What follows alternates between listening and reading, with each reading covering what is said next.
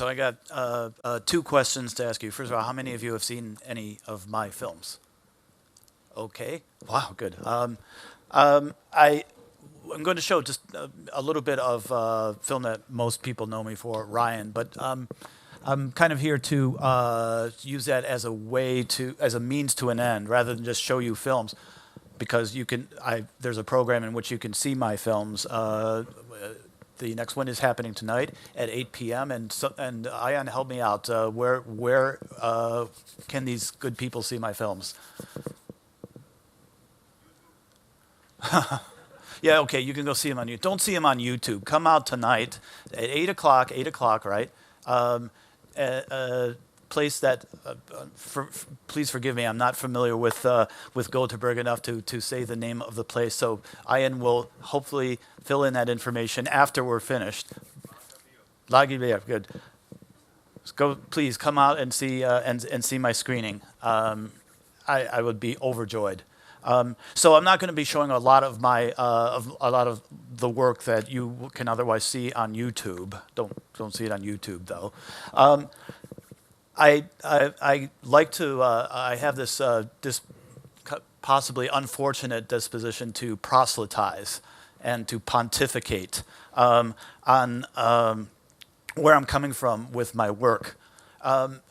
So I've become a little bit idiosyncratic, I think, in the way that I approach doing animation, digital animation. So I'm going to ask you the second question here, which is, how many of you are familiar with this thing right here? Okay, so a lot of you are. In my industry, what I do, I hate to call it industry. So in the field that I do these films in, this term, uncanny valley, has struck terror into the hearts of directors, animators, producers, filmmakers in general. This has to do with realism, and in particular visual realism. The uncanny valley is this phenomena that was first pointed out by a fellow named Masahiro Mori, who was a robot designer and a robotics researcher who did a lot of work in the field in the late 60s and early 70s. That's him over here in the upper right-hand corner, and I'll explain why he's sitting there in the upper right-hand corner of this squiggly line that you're seeing here. This squiggly line represents the uncanny valley, and this is a phenomenon in which, in animation, the more realistic a character is, that is, the more detailed or the more lifelike a character looks in animation, the more complex, the more deep, the more heartfelt story can be told, and can be told by the character in the story, and can be received by people in the audience. Like, Homer Simpson can be in his show and have kind of a simplified, stylized, silly story, and he's been around for over 20 years, being able to entertain people. But his stories can only go so far. The more complex a character is, like say Snow White, the more warm, deep, and heartfelt her story can be. Pixar really knows this and have developed characters that are, visually and technically and anatomically very realistic, and are able to tell great stories because of that, obviously.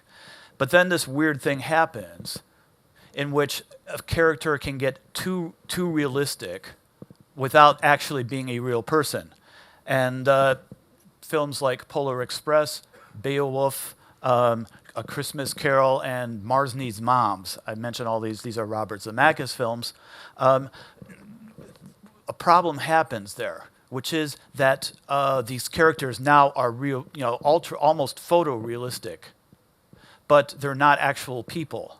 And the phenomena that this fellow over here discovered was that in the case of animated characters or movies like the ones I've mentioned, or in the case of what Masahiro was looking at, robots, If a robot looks too realistic without actually being a real human, people get terrified.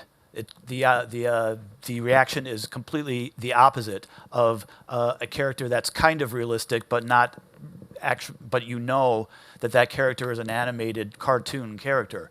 So, this graph that you're looking at is, realism on the horizontal axis, empathic response, that is how much you like the character in the audience, is the vertical axis. So yeah, the more realistic, the more and more and more and more, you're able to identify with the character. But then in this valley, as a character gets too realistic, boom, something happens.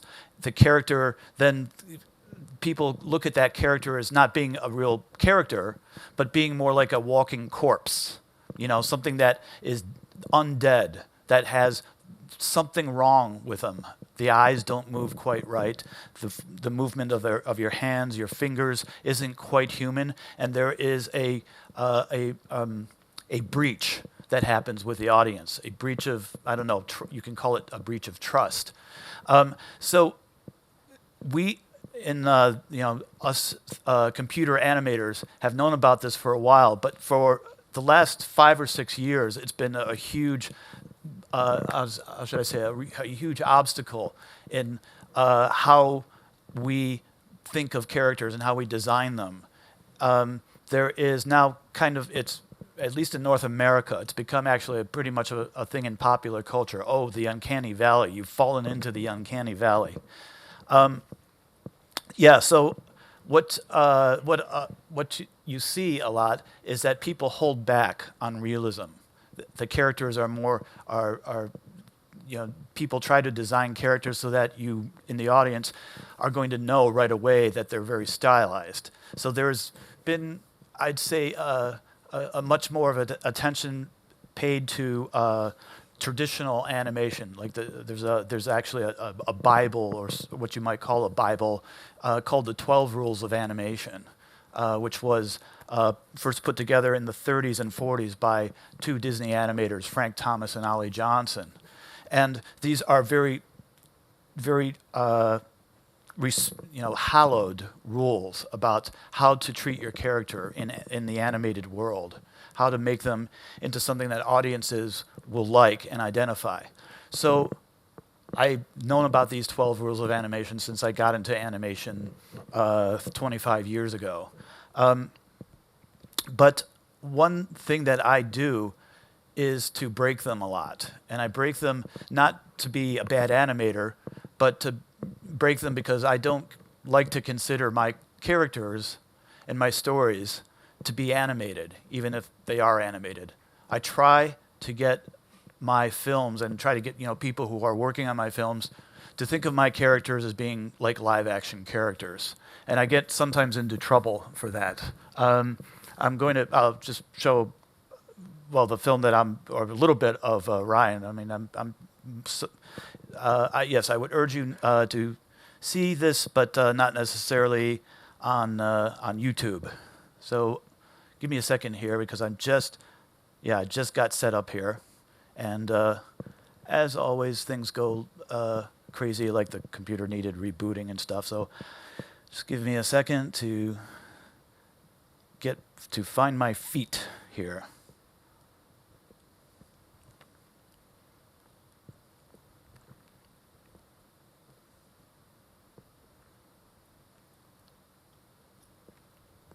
Okay, so yeah, here's a little bit of the film Ryan. Hi, my name is Chris, and I'm here to explain some things. These are from October 1989, when my unbridled romantic worldview was permanently shattered. This is from September 1982, when I underwent a catastrophic loss of my ability to organize my finances in any meaningful way. But before all that, I took on a paralyzing, self-defeating, all-pervading dread of personal failure. October 1963, age 2. But I'm getting off the subject here, I'm afraid. This story is about Ryan.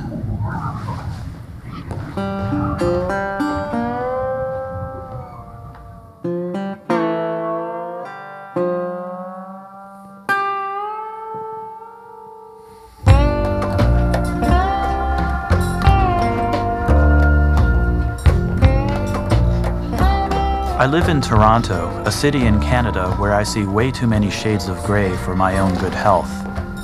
A few years ago, however, I became friends with a splash of color in the form of a slight, fragile gentleman from Montreal named Ryan Larkin. Hello, Ryan. Hello, Christopher. Like me, Ryan is a filmmaker and animator. 3 decades ago, he was a rising star in the world of animation. He's the creator of several short films, 2 of which have secured his place in the history of animated filmmaking. You want me to confess?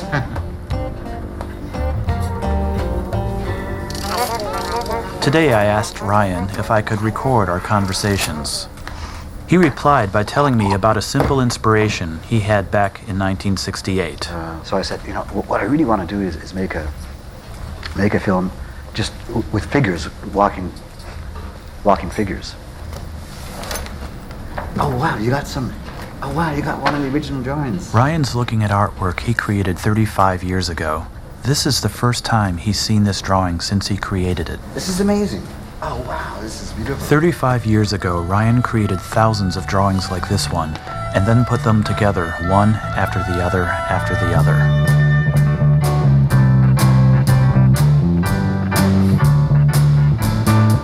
I meet people that say that my films had influenced a whole generation of animation filmmakers, which is probably true.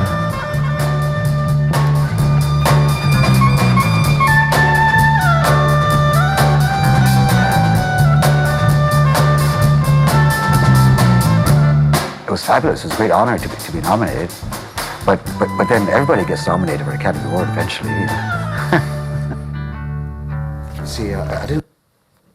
Okay, so yeah, that's a little bit of the film Ryan, which I did back in 2004.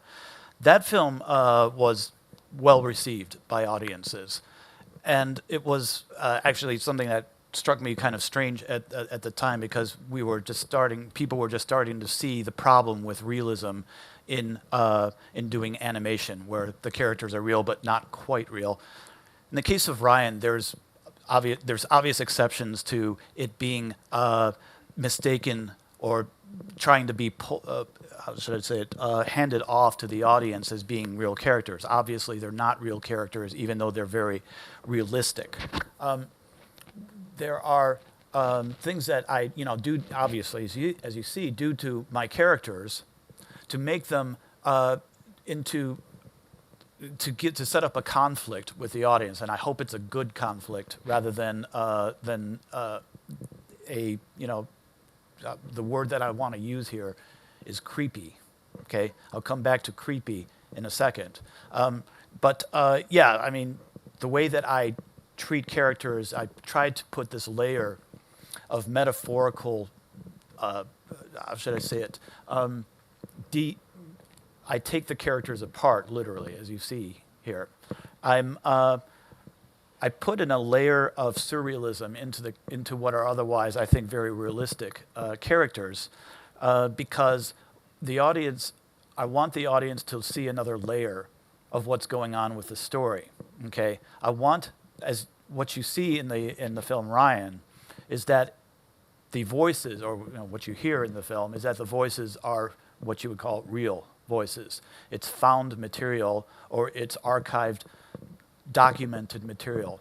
Ryan is an animated documentary, and Ryan Larkin and myself, whom you hear there, are talking and being, in real life. I'm interviewing him. There are microphones picking up our voices, and I'm taking that you call found material and putting it into something that has a different visual, obviously different visuals than what would have been in reality. There is what I try to do there is to tie in what is almost real, the visual stuff that you see, with what is actually real, the audio stuff that you hear. I'm trying to put into this an authenticity. The problem with films that are very realistic, I mean, I will point out the example again of like Polar Express, is that there is a near authenticity to the way the characters look. Like the skin, the texturing on the characters is stunningly real. The reflection on the eyes is as you would see it in real life. But there's something not quite right. The eyes don't move. In the case of Polar Express, the character's eyes don't move quite the way that human eyes move. And what happens there is that there is a breach of trust with the audience. With a character like Snow White, you have obvious, she's obviously artificial. She makes no bones about it. Within 1/10 of a second of you seeing that character for the first time on the screen, she knows and you know that she's not real. And you get over it really fast. And once you get over it, you forgive her for not being real, and instead you pay attention to her story, the story that she has to tell. With a character that's very realistic, you're constantly being bugged by the slight non-reality of that character. The character is not as honest as Snow White. The character wants you to think that he's real, that he's a real person like you, but you can see that somewhere that's not happening, and you feel distrust. And you feel distrust to the point that, in English we use the word creepy. I'm coming back to that word. Once that word creepy comes into the vocabulary in describing a film or a character, it is a showstopper. That word creepy completely shuts down the film, shuts down the audience's trust and liking of the film, and it becomes a completely negative experience at that point. So the terror that I'm talking about that is in the hearts of people who do these films is so that word creepy never ever gets mentioned, uttered by anyone. Okay? So I have less of an aversion to that word creepy than a lot of other people. Creepy, the connotation of that in English is that there is a hidden agenda on the part of the story, the film, the person making the film, which is not wholesome, which is not in the interest of the there's a malevolence that's associated with that word. There's a great quote from Susan Sontag, who says that real art has the capacity to make us nervous. Okay, what I try to do is to play an edge with my films in which I introduce the hint that there's some agenda that is something that's not what you see in the film. But I try to make that agenda something that serves the audience and serves the film, even if you don't know it at the time that you're watching it. So I'm using that kind of as a preamble to launch into what I see as kind of a tradition in this unsettled, nervous-making creepiness, if you will, that artists have explored over the years. So here's a little bit of just a crash course, and a very glib, superficial crash course in realism in art.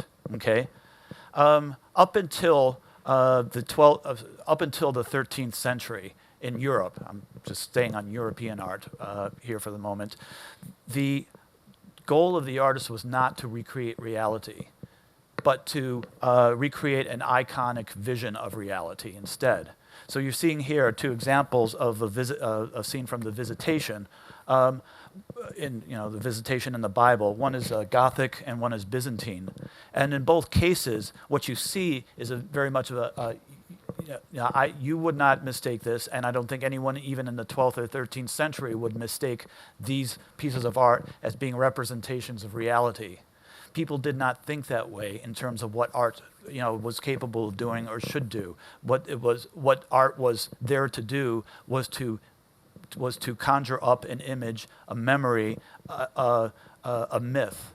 Okay, and you do that not by trying to recreate the reality of what's going on around that myth, around that story, but to use icons, recognizable icons that everybody who would look at this could identify with. So the icons here are basically recreating the story, but the icons here are also very obvious visual icons. Like you look at the eyes of the characters on the right, Saint Elizabeth and Mary, and what you'll see is that the eyes are represented as like an upper eyelid, a lower eyelid, a circle in the middle for the pupil and the iris. These are all of us knows what an eye looks like. it's those or four little curves, squiggly curves, and people did not find a need to go beyond those simple representations of what a human being looks like, because to show a representation of what a real human being looks like would get in the way of what the message, what the story in these paintings is about. Okay? But then came this fellow, Giotto, in the late 1200s. And Giotto completely rejected the iconism that was in Byzantine and Gothic art. And he, for pretty much the first time, if you looked at a single point source in European art as to when the change came, that art became became more ambitious and became more of an actual representation of what goes on in reality, it's this guy right here. For the first time, he's showing characters, showing faces in stories where those characters have expressions and have psychology like all of us do. Okay? And so that comes out both metaphorically, or that is emotionally, that you feel what the characters feel. There's an attempt that he's doing here to make you empathetic, to identify with these people as actual flesh and blood people, but also visually, he's actually bringing out three dimensions. Like there is here, he's bringing in tone and shading and lighting, the things that make up production values in today's filmmaking, and he's putting in here for really the first time expressions here. Like you're looking at these two people, and they're not just looking at each other as they were in the Byzantine and Gothic representations of this scene, but they've got really subtle expressions on their faces. Saint Elizabeth, she's got a smile happening there, but it's not just it's not just a generic smile. She's lowering her eyelids a little bit. She's smiling, but she's not quite smiling in that generic way. She's smiling in a way that brings out dimples. You see the dimples there in the just the inside parts of her cheeks. So it's a smile, but it's a smile that's tinged and colored with something else. We don't know what that is, but there's what you would call, in filmmaking speak, subtext happening in that expression. Okay, Giotto understood that subtext and was the first person, or among the first people, to translate that into something that was on a painting. Okay, so that breakthrough led eventually to the discovery of perspective. Back in Giotto's time, there wasn't an understanding. We were still at this point 200 years away from understanding things like vanishing points, for example. But here, for the first time, that building in the background has diagonal lines representing a receding away from near, close. The line is at its top in the front part here, far, going away from it. It's a false perspective, but it's still a representation of actual depth in the canvas. So over the next 200 years, over Renaissance art, we start to see art being used for the purpose that we've seen for the last 20 years, CG being used for. There was this big movement starting in the late 1400s, trompe-l'œil, which is deceiving the eye. So here a few examples of paintings. This Carthusian painting by Christus, who was a Netherlandese artist in the mid-late 1400s. It's a fine portrait, but what he does here is he puts these tricks in there. Like the bottom of the frame is a fly, but it's a painting of a fly. He and artists of his time were now trying to use art to fool you. Okay, that hopefully sort of has some resonance with using CG to try to fool you too. So here in trompe-l'œil, you start to see the artist try to give you the impression that that's the real deal that you're seeing, but that it's not the real deal. Jumping ahead now to the 1960s, we've got here a movement that started that is actually called photorealism. I mean, photorealism is a generic term that you apply to the ultra-realistic CG, where it looks as real as the filmmakers can possibly make it. Photorealism. There was, in the late 1960s, there were a group of artists, Richard Estes being one big example, who did these huge canvases with acrylic. And boy, they look like photographs, right? I mean, that's not a photograph; it's an acrylic painting. And Robert Bechtel being another great example. I would say there was it was a movement, it was a school of painting in that time, where the objective of the painting was to fool the audience, if you will, into thinking that that's a photograph. But wait, you look closely and you can see faint brushstrokes. This was a movement that was very much derided. It came and went, but the derision of this movement came as a result of these. The two examples that I'm showing here, among many, are the subject matter is, it's physically realistic, but emotionally flat, right? There was actually quite an intended, quite the intention on the part of the artist to pick subject matter which is quite banal, like Polaroid photographs of a really ordinary suburban family in front of their used Pinto. Okay, the objective amongst much of or many of the artists who were doing this was to create a banality, to do just a religious recreation of something that is so real that it is ordinary. Okay, the result of that is, amongst people who saw this stuff, is that the same word came up that I'd used before, which is creepy. Okay, something's wrong there. It's not quite a photograph. It's that same phenomenon as the trompe-l'oeil movement, in which the audience feels like it's been fooled. Okay, that's fine, and the movement kind of came and went over, by the early 70s. Not too many people were doing this anymore, but there were a few artists who kept on doing it. The word photorealism kind of evolved at that time into something called hyperrealism. Okay, and with hyperrealism, the techniques were often the same. Like, this is an acrylic oil painting by Chuck Close, but the objectives became a little bit slightly different.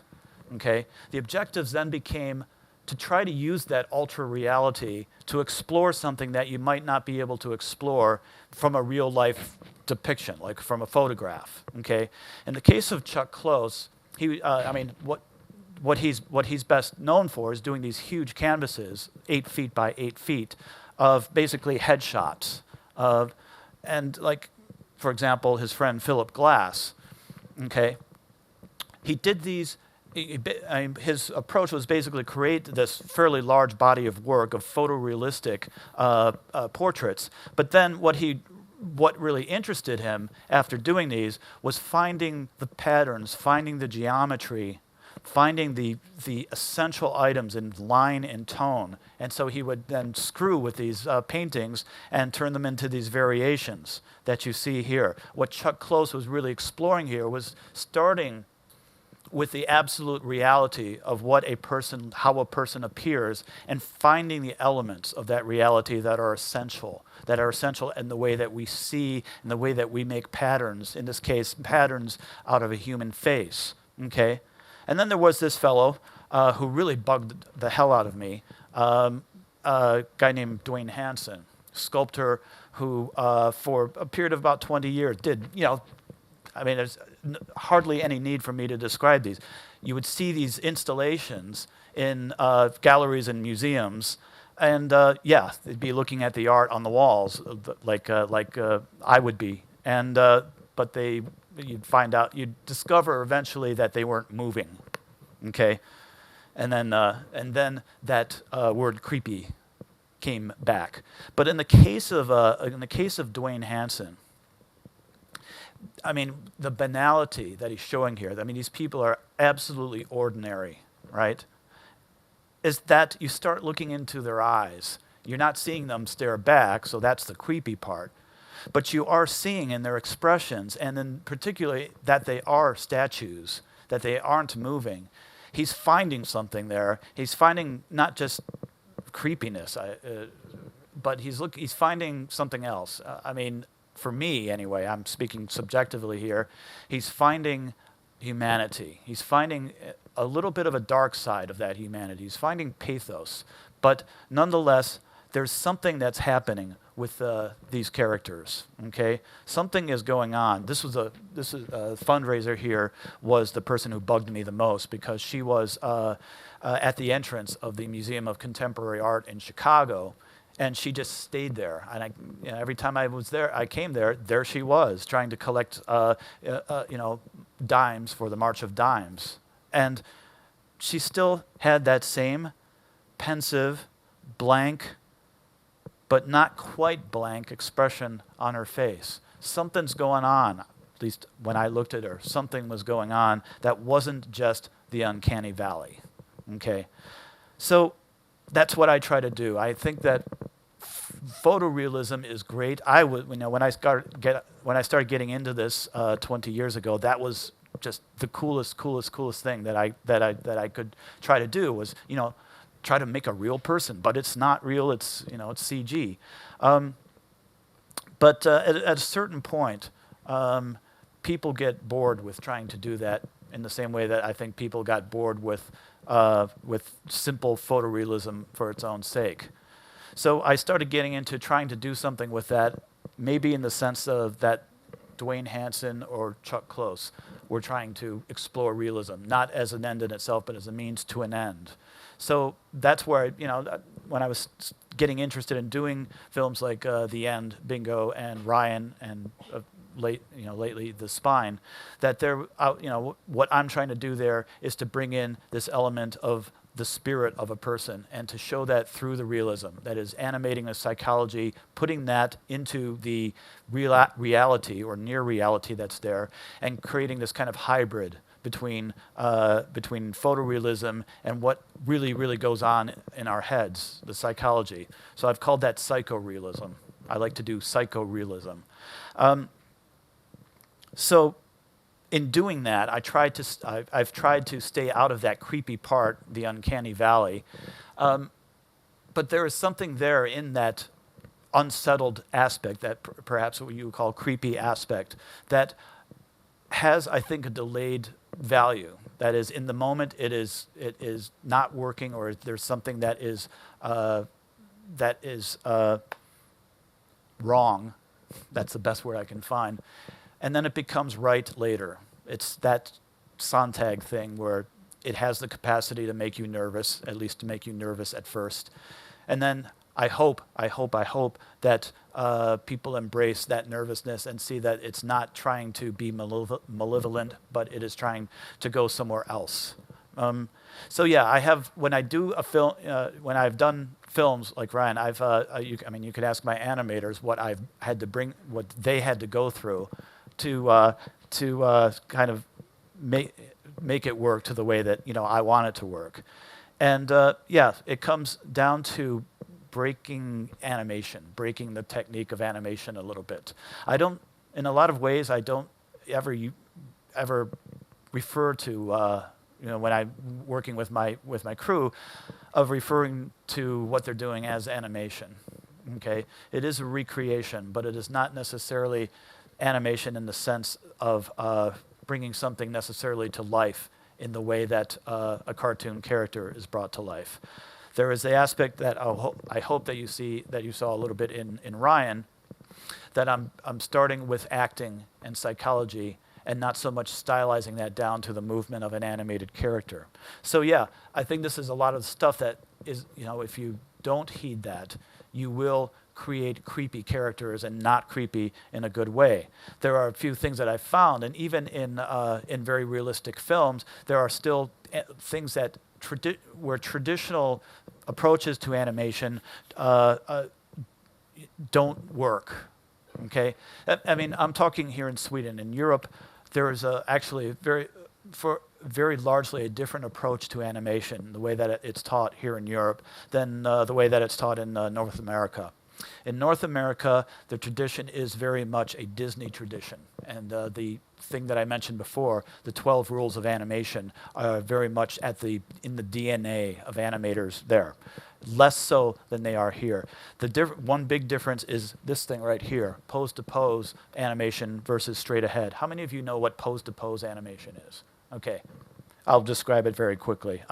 Pose-to-pose animation is basically a technique where you break down a character into poses.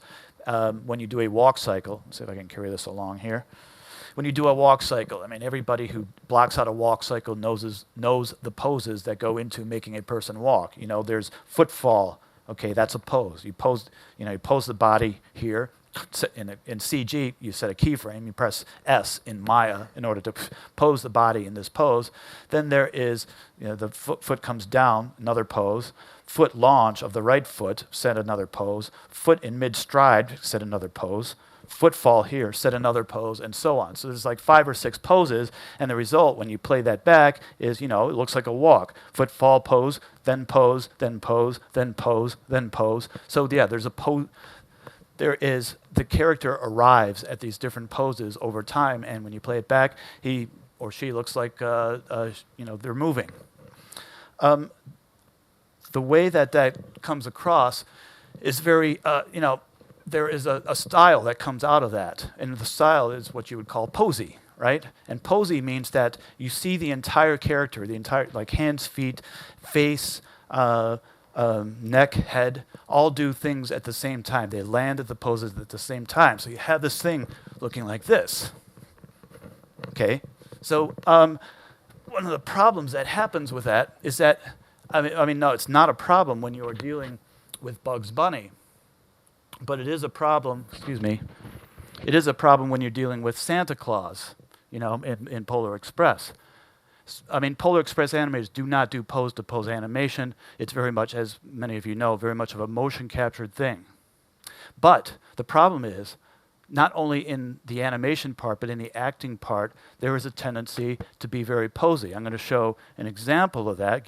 Please indulge me here while I continue to sort of set up here. But I'm going to show 2 examples.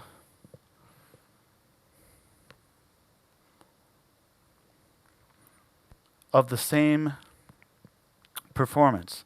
Well, the first thing I'm going to show you is just an obvious thing about pose-to-pose animation, and that would be The Simpsons. This is where pose-to-pose animation works really well. Well, Homer, maybe you can take some consolation in the fact that something you created is making so many people happy. Oh, look at me. I'm making people happy. I'm the magical man from Happy Land in a gumdrop house on Lollipop Lane.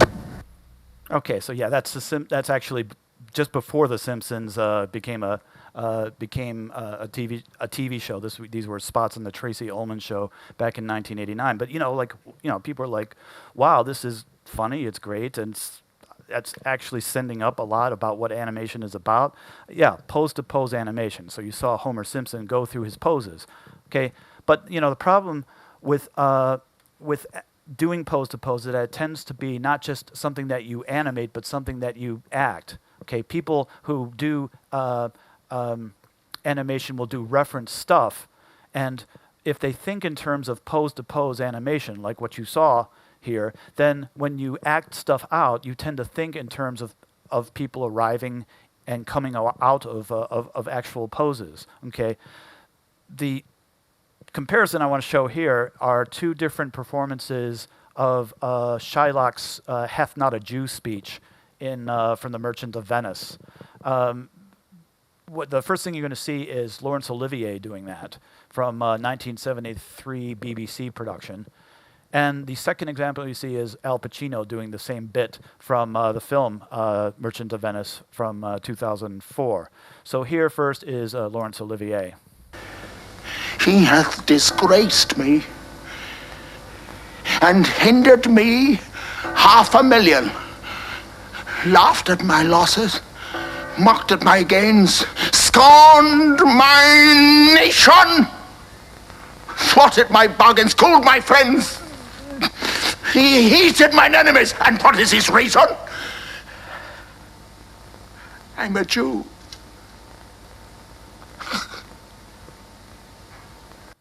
Okay, so what Lawrence is doing there is very traditional, classic acting, right? He is, what you're seeing, the way that he moves, the way that he carries the stage at that point, is that he's doing poses. He's like basically shaking his head on the inflections of the syllables that he's saying. He's striking, like, he's thrusting his body forward, also on those kinds of inflections.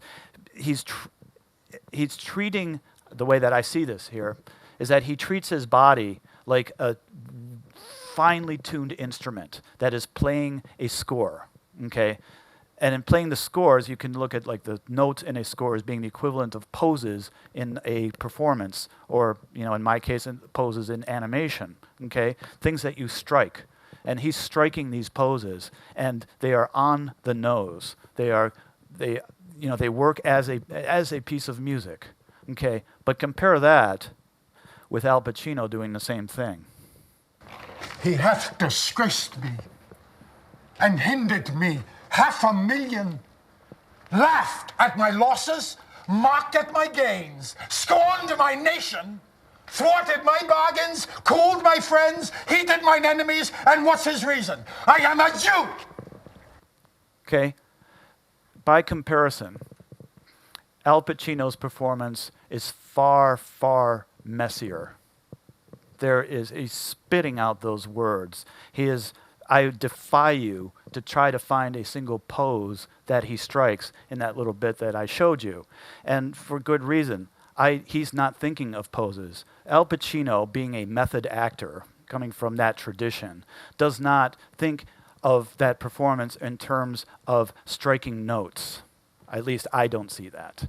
He is thinking that in terms of how Shylock, the Jew, feels as he is going into a rage, going into, in this case, a very defensive rage about what he considers to be a slight of many, many, many slights against him. So you are seeing this thing boil up in the character in Al Pacino, who is not just playing Shylock, he is Shylock. And you are seeing him become animal. He's lunging forward, but the lunging forward that he's doing has nothing to do with how he's speaking or what he is saying. It is simply a feeling. The words that are coming out of Al Pacino's mouth are a byproduct of that rage, not a thing that is driving that rage. Okay, difference between those two performances. I hope I'm not getting too esoteric here, but what Pacino is doing is taking basically what Stanislavski and others were doing back in the 40s in channeling the actual psychology, the soul of that character, and making what he does as a result of that the word I'm looking for, a consequence of that, right? Not making the performance the cause, but making the performance the effect, okay? This is how I try to approach animation. I try to get the animators not to think in terms of, the poses, the performance, but to think in terms of the psychology in the same way that Al Pacino is doing there as opposed to Laurence Olivier. So I like to call that method animation.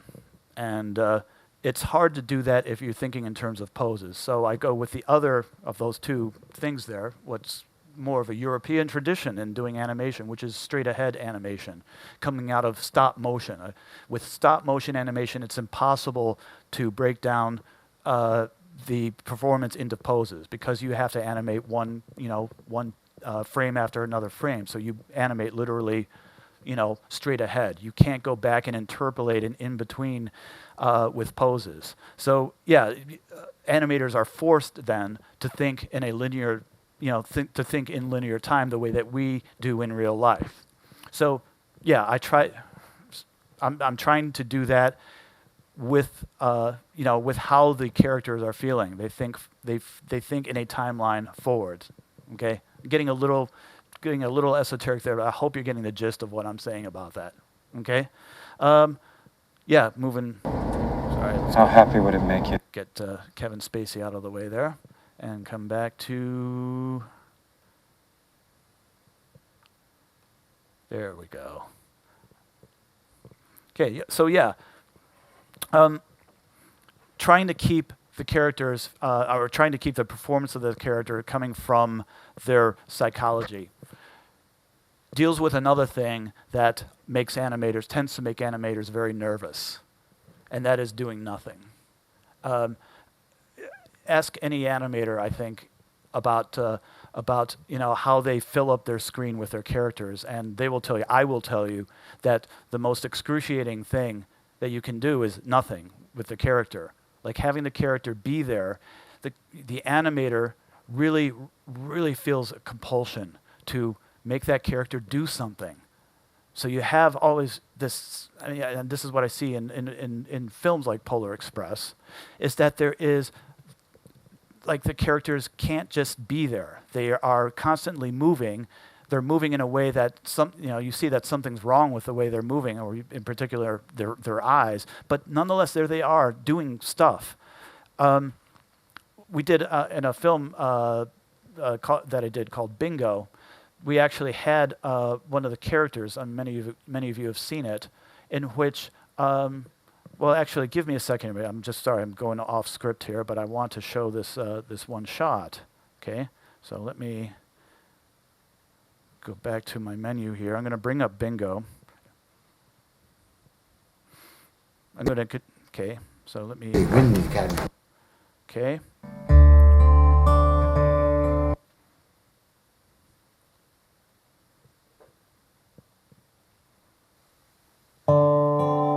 So, okay, here's a little bit of Bingo. I'm going to show the first scene from it.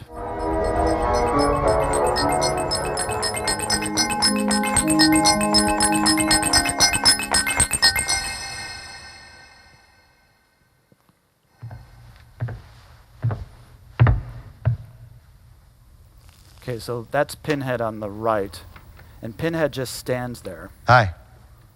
Hi. Hi, Bingo. Excuse me? Hi, Bingo. Bingo? Bingo. This shot right here. Bingo the clown. So, yeah, this is just a minor anecdote here, but that original shot where he says, hi, Bingo, and then he says, Bingo, Bingo the clown, he's just standing there, right? The reason that he's just standing there and not doing something other than just standing there was that the animator who was working on that, Dave Bass, made a mistake. And the mistake was that he lost the animation that he had on Pinhead's entire upper body.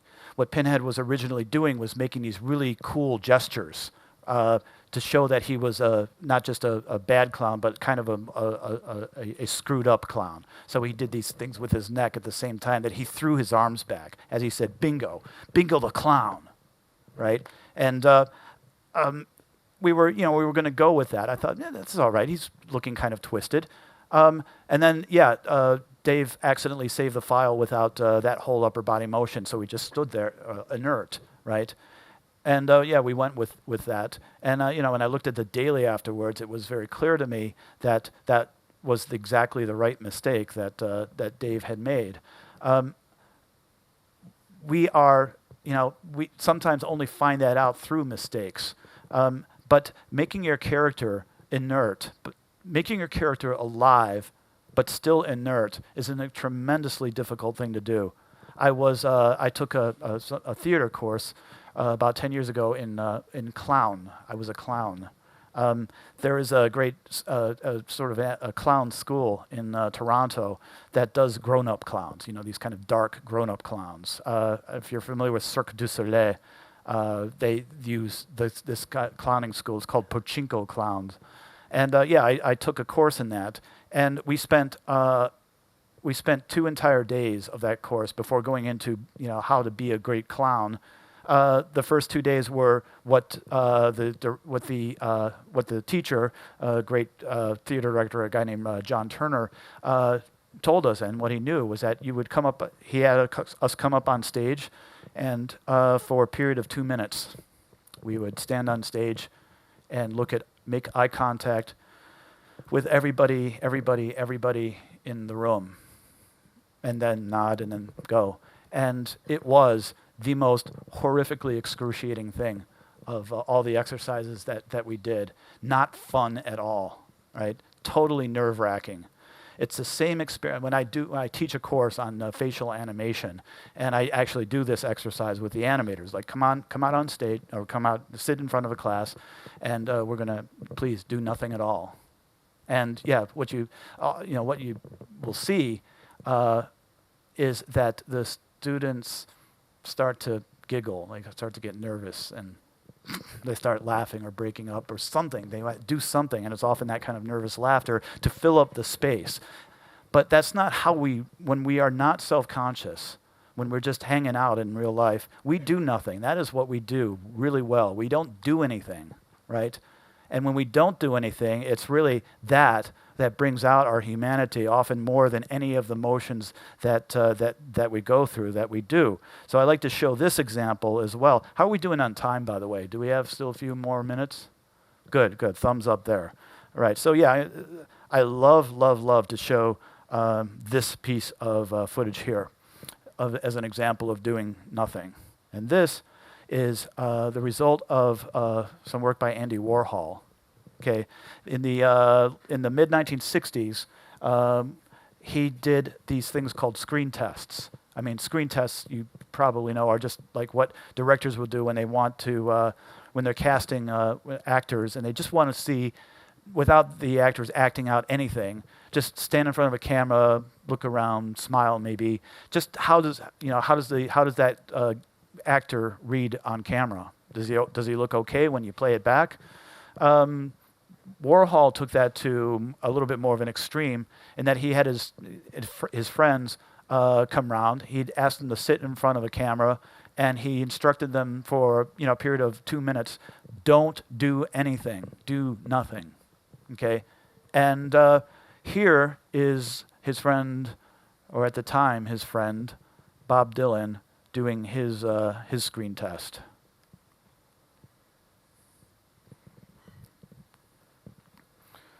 Okay, so Bob sits in front of the camera.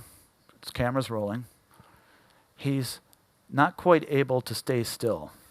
You'll see that, yeah, his interpretation of doing nothing, well, is what we do when we do nothing. He blinks. He shifts ever so slightly.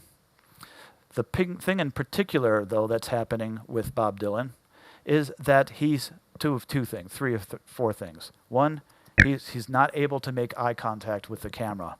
He's looking either down slightly from the line of sight, like where the camera is, where the camera lens is where Andy Warhol is. Andy Warhol being directly behind the lens. Those eyes meet Andy Warhol's lens, meet Andy Warhol's eyes only in very fleeting instances. Like there, right there, he hits the camera, but then he looks slightly off to the side. Now he's looking down right there. And as he's looking down, his lips are doing these very, very slight twitches. Okay?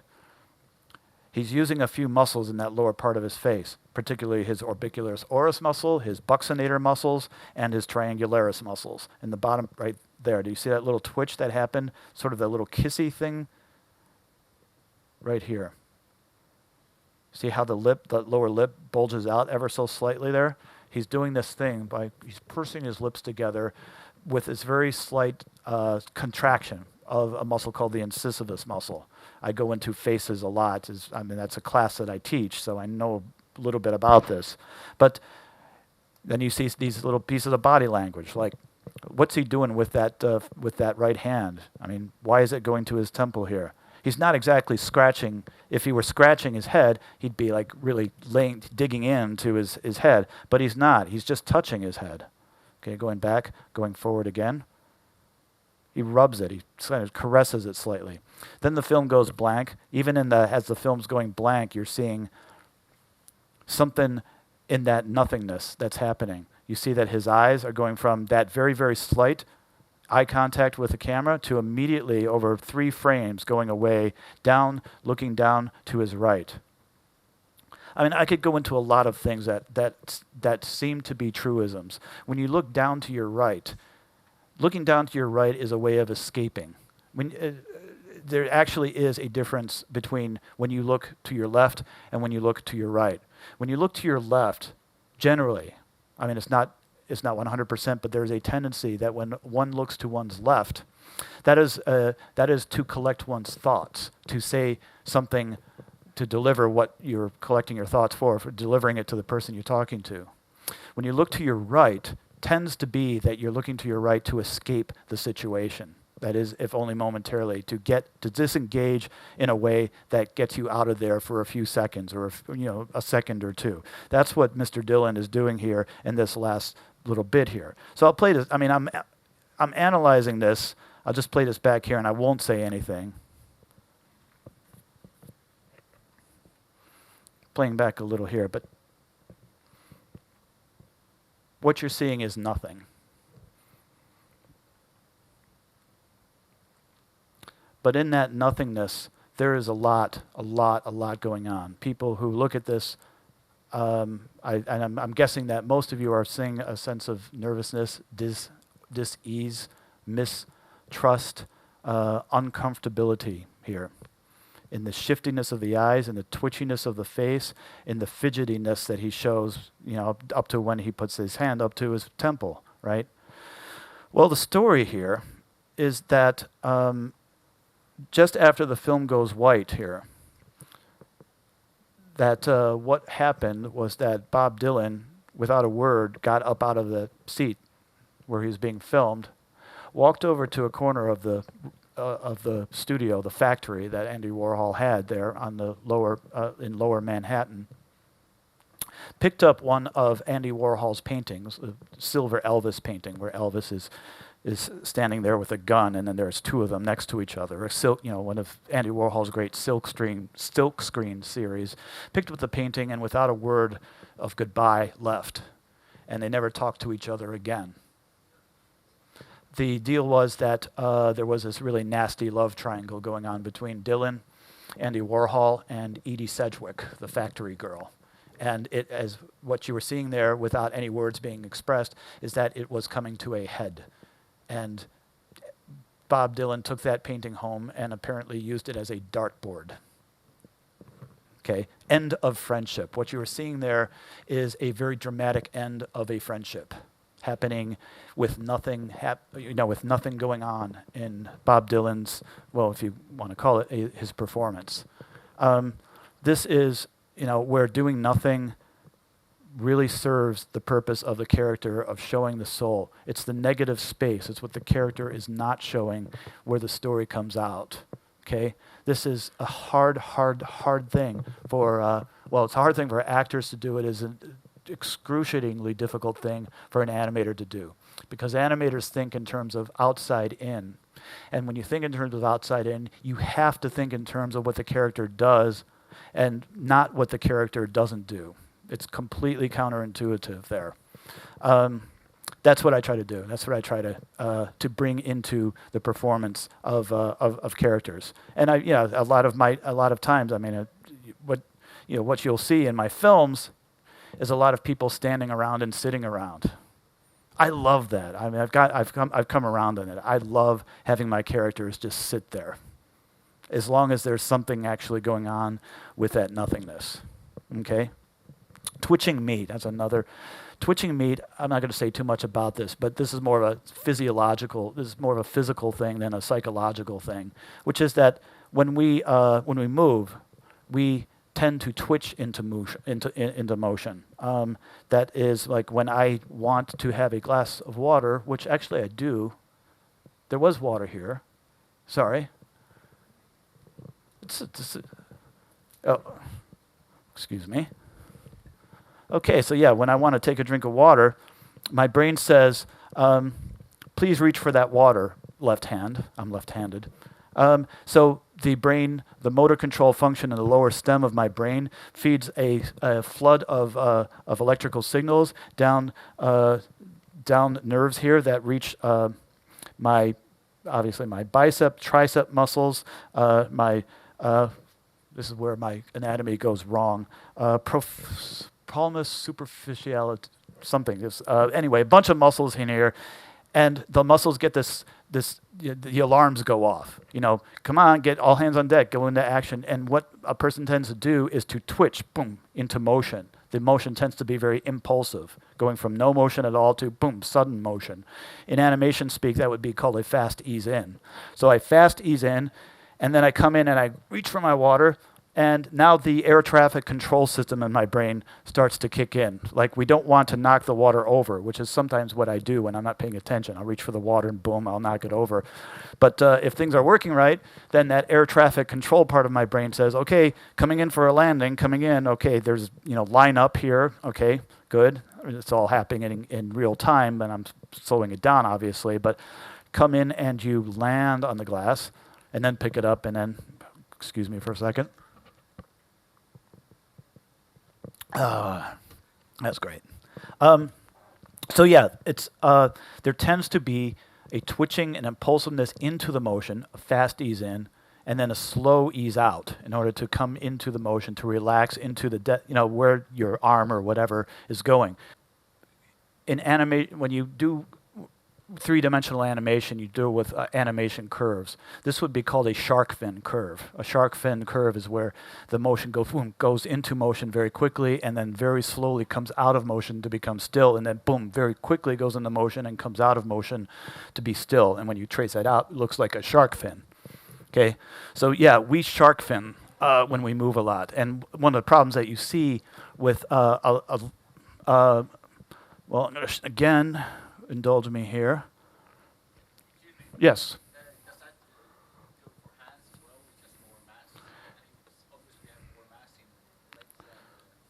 Oh, yeah. Yes, we do have more mass. The shark fins are broader, take up more time, but there's still that kind of twitchiness. But one of the problems that I'll show here with, let's see if I can find it here.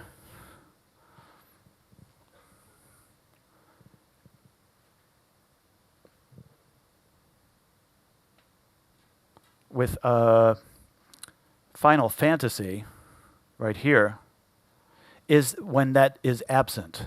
So what you're seeing here is where there's not that kind of impulsive going into the motion. And so just playing back a little bit here, what you're seeing is that the ease in is just as gradual as the ease out. This is a big problem that I had with this film. Where that creepy uncanny valley thing comes in, which is that the splininess that you're seeing there, that sort of looking like acting underwater, is a result of not, in my opinion anyway, not heeding that fast ease in, slow ease out thing that we tend to do. It's not always that we do that. Like I can easily make my hand just by thinking about it gradually go into motion and then coming into a very fast ease out. So yeah, you can break that rule all the time, but naturally, that's not what we do. Okay? Yeah, cool. Yeah, if you have any more, if people have questions, and I mean, obviously I'll have question and answer after, but if something's really bugging you, yeah, please do interrupt me. Okay, so yeah, I have to keep finding my windows here. So yeah, finally, this is a huge thing right here. And this is when I teach about animating faces, I spend just an inordinate amount of time on eyes, right?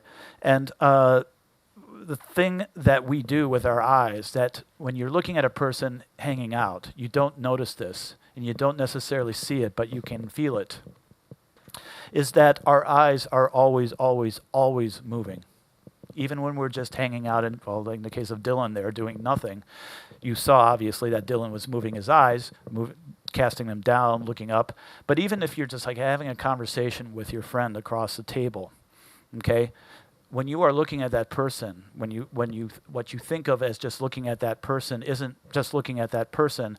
You're looking at the person's left eye, then the right eye, then up to the forehead, then down to the chin, then up around the cheeks, then down the nose, then again to the left eye, then to the right eye, and then a periphery around the chin, around the hairline of the forehead. This is what eyes do. That squiggly line there is like the look at point of what you would do if you were looking at this person. Okay, there's a psychological as well as a physical reason for that. The physical reason for that is that we have, as human beings, absolutely horrific, terrible, terrible, terrible vision. Okay, unlike other animals, particularly other predator animals like cats, felines. The problem is that in our eyes, we've got, you think of an eye with a lens and an optical axis, and what we look at straight ahead along the optical axis, the rods and cones on our retina are directly behind, in the line of sight behind that lens. There's an area called the fovea. And in that fovea, which is very tiny, like 1 millimeter wide speck on the back of your retina, is where most of your rods and cones are. This is where most of what you can see is located. So basically what it's saying is that, what I said was that when you're looking straight ahead, you can see really great straight ahead, but if you keep looking straight ahead, the stuff in your peripheral vision gets worse and worse and worse and worse and becomes completely useless, like out in this part here. Other than just getting the basic tones and shapes of what's going on. Getting a sense of motion is okay in the peripheral vision, but actually seeing stuff, no. So what you do to make up for that, you don't even know that you do this, people don't know this, is instead of just looking straight ahead, you will dart your eyes around and take that look at point that you're looking at and move it around very, very, very, very fast. And what your brain does with that eye moving around is it does like a composite photograph. And you can do that because you have this thing called persistence of vision. Persistence of vision is where what you're looking at doesn't get wiped clean from your retina right away, but stays for a few milliseconds. That's why you can look at a film and see it as a moving image and not just flickering 24 frames per second. Okay, so what we tend to do with our eyes is we dart them around and then take those little snapshots that we take and put them together into a composite photograph, and we look at that composite photograph as reality, as a pretty good like field of view of, like, I'm looking at the audience here and seeing about 50 people here. Thank God I have an audience here. I mean, thank you for coming. Yeah, that's what I'm able to see just by looking straight ahead. But doing that because as long as all of you guys are doing this slight darting of your eyes to put together what otherwise would be just a point view into something that looks like a spread out image. Okay, so that's what we do when we're looking at a person. It's what we do every day in real life, unless we're zoning out and just kind of like dull. Okay, so yeah, the problem with a film like, let's show it here.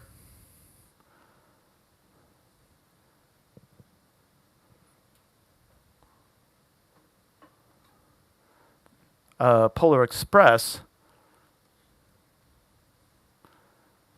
is that here, he's looking straight ahead, then he's picking up this telephone thing, and then his eyes again look straight ahead, but then they look off to the right, come back, but they're swimming around. They do not do that darty dancing thing that our eyes do, and you don't see that, but you feel it, and you do see it. I'm showing a couple of examples of Ryan without that saccade, and then Ryan doing that darty-eyed saccade, and then a comparison of the two left and right.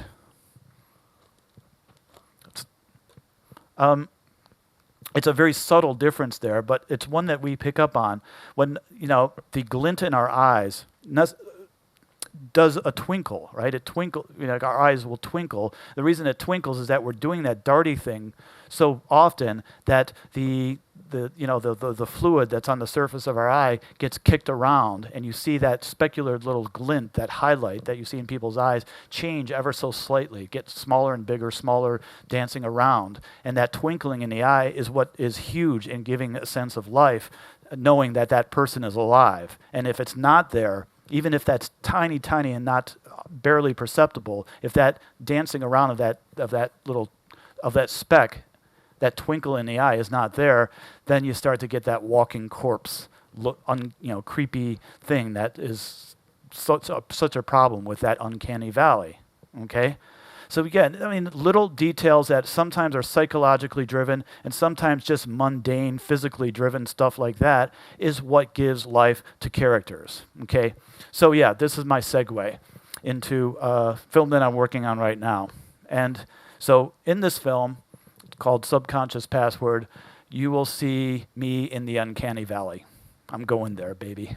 It's why not? The people are so terrified of it right now that that valley has nobody in it, and the real estate there is really, really, really cheap. So why not go there and farm the land a little bit and see if I can, out of that scraggly land, harvest something. It might just be, thistles, but I don't know. It might be something.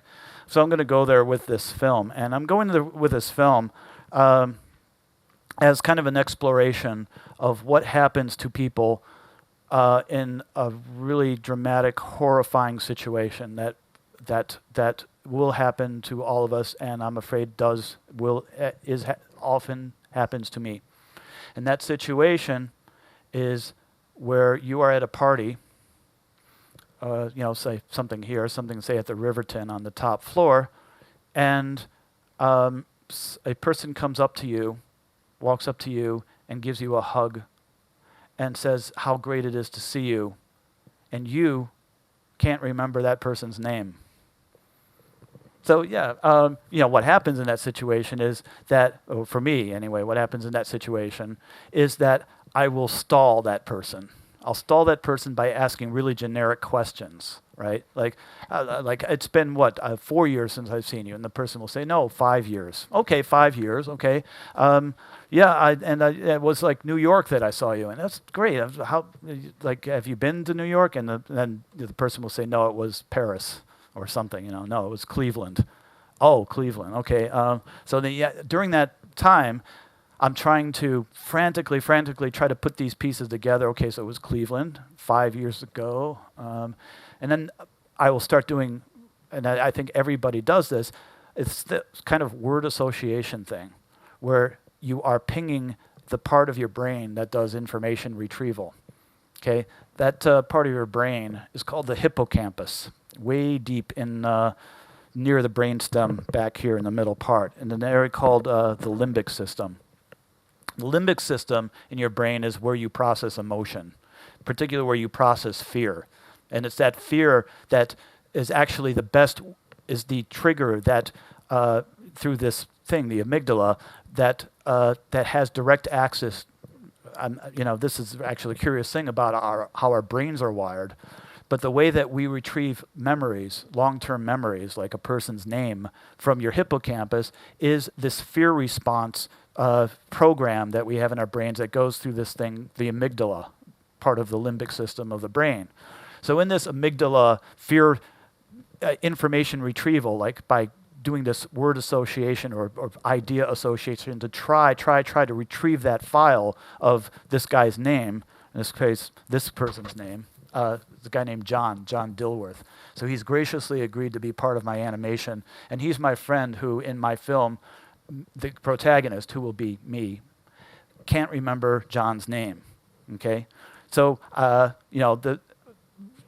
does that name come about? If you've been in the situation that I've described, you'll know that if you play that card right, you stall the person long enough, and you ask these generic questions. Oh, okay, so it was Cleveland that I saw you at, and how old is your kid now? Well, sorry, I don't have kids.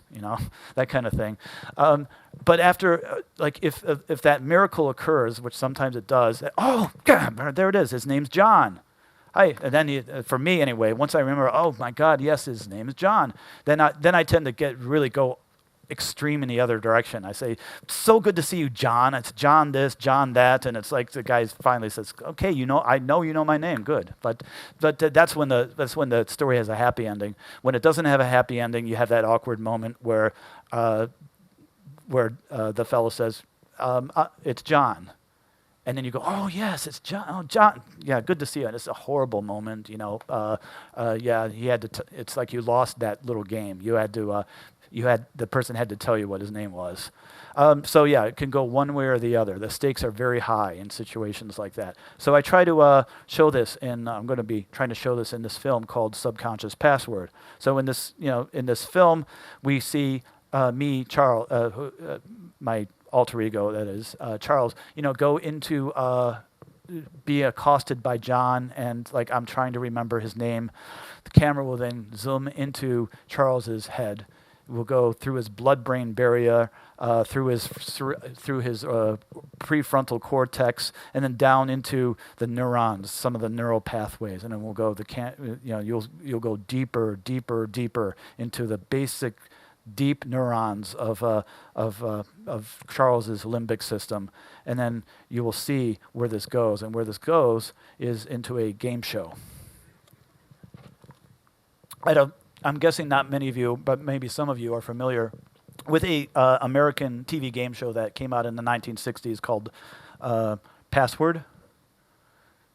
Okay, so yeah, Password, I grew up with Password. Password, my mom had this on all the time. She was religious about this show. That's Alan Ludden, the great host of Password. To his left is Betty White. To his right, to his left is Frank Gifford.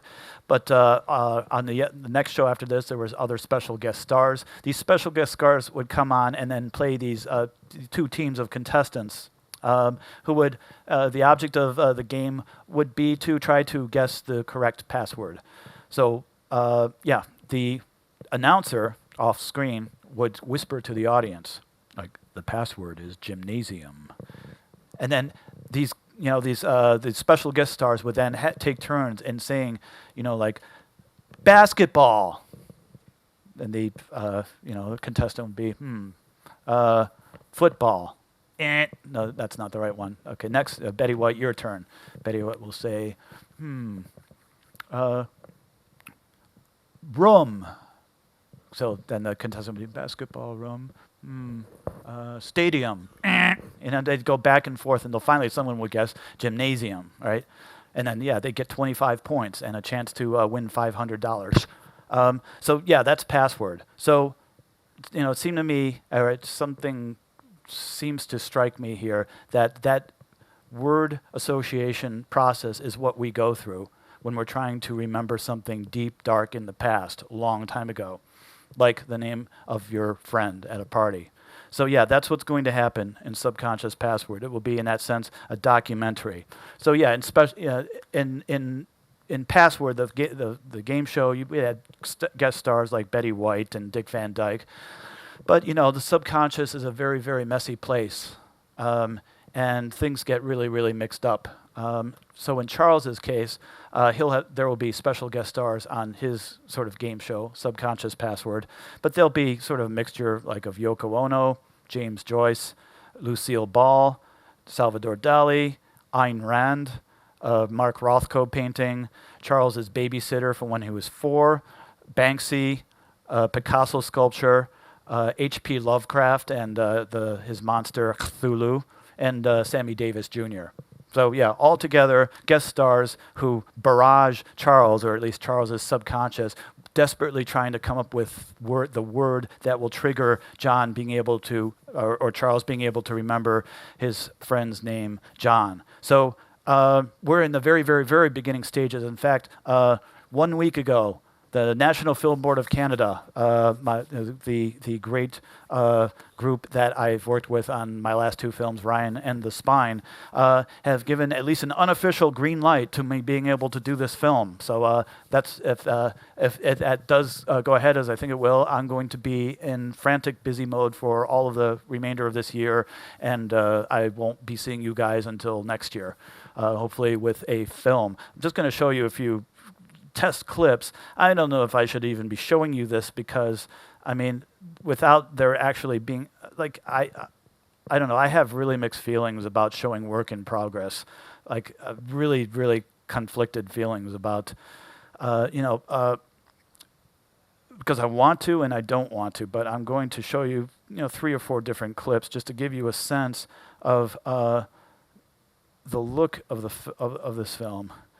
And here, I mean, you're going to see some, what, I don't know, you might call it creepy stuff, the uncanny valley stuff that is such the big problem that I've been, saying over and over again. Like, here's a really good uncanny valley thing. And it's uncanny valley because there's a lot about this shot that's really poor. Like, you'll see the compositing is just incredibly poor here because I did it. What you're seeing there is that the body of this is actually a live action footage of the actor Bob Denver on set on Password, and on Bob Denver's body I've plopped a CG version of me, the character's name is Charles, and yeah, he's getting a clue from William S. Burroughs, and William S. Burroughs is giving the one-word clue Denver, okay. And, the password here is the guy's name, John. So Burroughs says Denver. Denver. Denver? Denver. Denver. Denver. Bob. Okay, so yeah, I've done this less time than that. I've done this Frankenstein thing of putting one head on another person's body, and I'm doing that. I'm going to be doing that a lot in this film, and yeah, this is, I mean, what I love doing, and what in some ways does that kind of like walking corpse kind of thing, because I'm doing grafting of one head onto another body, but I'm trying to explore something here. I'm trying to explore going into this unsettling realism, and that it's okay.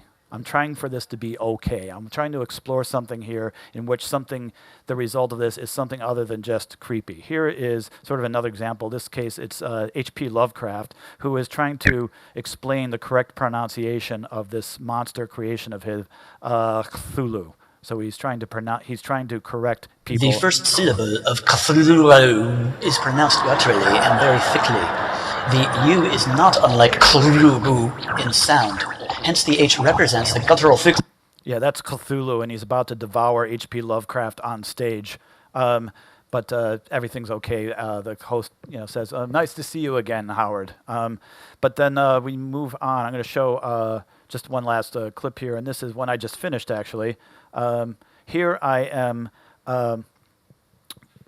doing Yoko Ono and one of the contestants. Gymnasium. Okay, so Yoko Ono is doing, we're doing a kind of a semi-realistic version of Yoko Ono.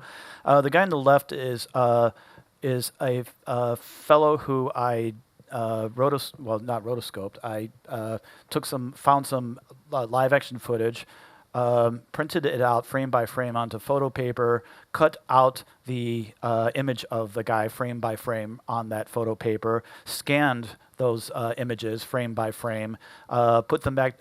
Towards the end of that, you see him fall apart. That's because I took that cutout that I had and started ripping it up, putting tears in it, and just again putting these sometimes like a light striking a match to it and just getting like charred edges, and then putting this charred thing back onto the scanner, the flatbed scanner, scanning it, and then making it back into Gymnasium. that guy. So yeah, that is what's going to happen to Charles at one point in the film. So seeing it that way, I'm actually was quite inspired by the work of a guy named Virgil Widrich, who did some great films, or still doing great films, but a few films from about 10 years ago.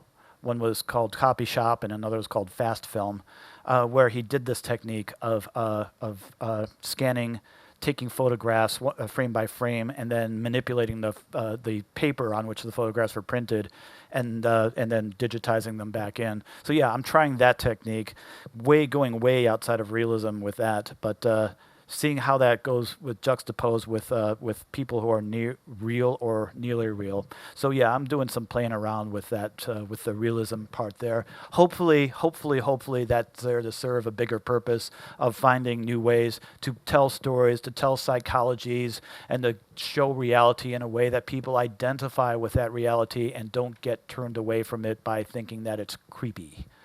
So yes, that's my way of getting away from being creepy while still keeping some of the unsettling part that Susan Sontag really glommed onto when she said what she said. That's all I had to say for today. I think I'm done in reasonable enough time here. I didn't go like too far over here. But yeah, thanks. Really lovely to be here and to see you guys here. Thank you.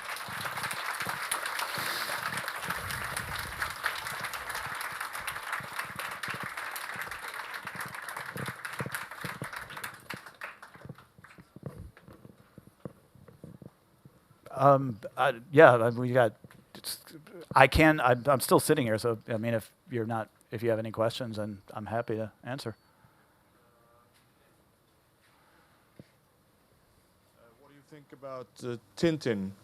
Like Tintin, like a caricature versus real. the thing I'm wowed by the most are the big things that Steven Spielberg wants me to be wowed by, like the motorcycle chase scene where the water is cascading down this gully and knocking over buildings, and they're doing these trapeze things by getting caught on high wires and then flipping down, happen to flip down from a height of 35 feet back onto the seat of the motorcycle where he was to begin with. Excuse me. Great stuff there. Yeah, I mean, how can you not love Tintin? But yeah, I mean, what it works as a cartoon, it really does unsettle me. Like Tintin seeing great sneaks and having this just complete lack of a personality, which is fine if it's a serial comic book. But here he is looking flesh and blood, and he doesn't have a single conflict in his brain. He doesn't have anything that we have as people, as what drives us and what bugs us and what makes us neurotic as people. He's just like, sees the treasure and goes after it and, is goal-oriented. I mean, fine, good for him. But, yeah, Tintin. Anyway, that's fine movie. It's a fine movie. Okay? You talked about this thing of doing nothing in animation. Yeah. What do you say about Japanese animation? They do nothing really, really well. Yeah. Yeah. I mean, yeah, like there's a Zen concept called Wu Wei, which is basically doing nothing. It's just being still. It's like not allowing yourself or allowing the things around you to just breathe, right? And I mean, I actually, like when I was seeing a presentation on Ghost in the Shell and later talking or hearing Miyazaki talk about, Princess Mononoke, that is a huge concept. Like Wu Wei is there to keep people from overacting. And like one of the perhaps faults of a lot of Japanese animation is that there's too much of nothing in a technique that doesn't show that you could mistake for the animator didn't bother to actually animate that scene. In CG, that never happens because, with the way that, doing interpolation, characters are always able to move. But yeah, that's a huge thing for me. And seeing how that was pulled off. I mean, in Ghost in the Shell, there are these huge huge passages of time where nothing happens, and it's okay. It's great. Yeah.